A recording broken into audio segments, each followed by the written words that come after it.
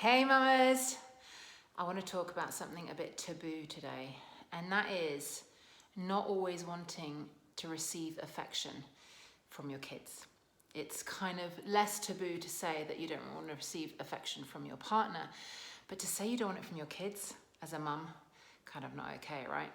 And I want to explain to you where this might come from. Well, firstly, say that you're not alone. This is actually quite common.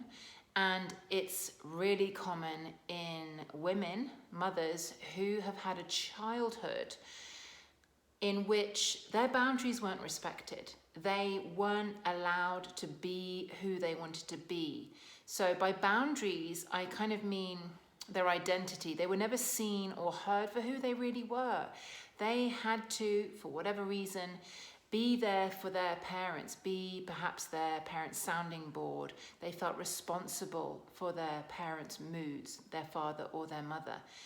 And when that happens, you lose touch with how you're feeling and who you are. That is a direct consequence of having to squash your feelings, your needs, your thoughts into wherever it is that we squash them, into a box so that you can be there, hypersensitive towards the needs of others. So in a way, that's a gift that we have. We're very keenly attuned to other people's moods.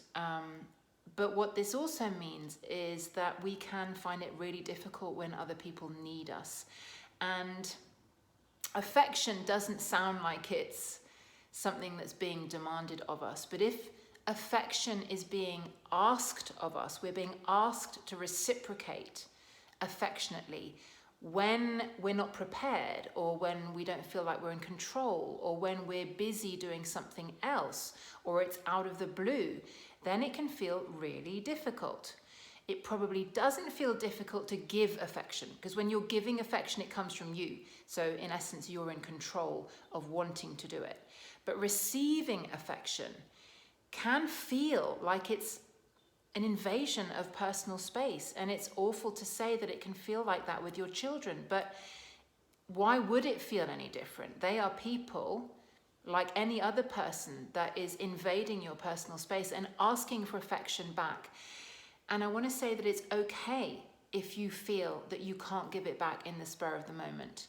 It's okay that you may feel that you have to pretend that you're giving it back when actually you're not feeling it inside. And it's okay to feel like you've kind of been violated. And the reason that you feel like this is because of your parents. It's not your fault. There is nothing wrong with you. It's not like you are broken, or you can't do affection, or you don't love your children, or you're a bad mum.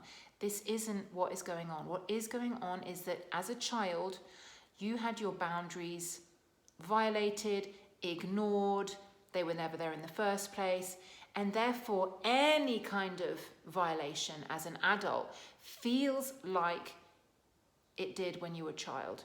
It feels like you have no say, you don't exist, you're invisible. And that's why it's so triggering. So the answer to this, as always, is inner parenting, reparenting that little girl that didn't have her boundaries respected, putting those boundaries back into place by reparenting. So this is the great thing about reparenting. It not only reframes your memories and your earlier experiences that were difficult or challenging, but it also allows you to understand that you are not your parents, you are not your mum. Even though you had to be there for her, you had to be there for your dad, you had to be there, you felt responsible for them. You are not them. You are a separate person. And of course we know this. Theoretically, it's obvious, I'm not my mum, obviously. But as a child who has to be there looking after her parents, or feels like it's her duty or her responsibility to protect them, save them, process their feelings for them, it is confusing, and there is a very murky, blurry line between who you are and who they are.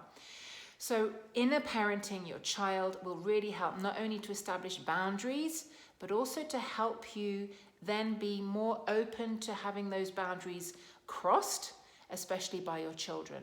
So there's nothing wrong with you. You are not broken. This is not your fault. And there is a solution, and that is inner parenting your inner child. If you want more information about what that looks like, please don't hesitate to reach out. There's lots more blogs and vlogs on my website, laviniabrown.com. And of course, you can send me a message or a DM if you want to look at what personalized support looks like for you. I hope that helps.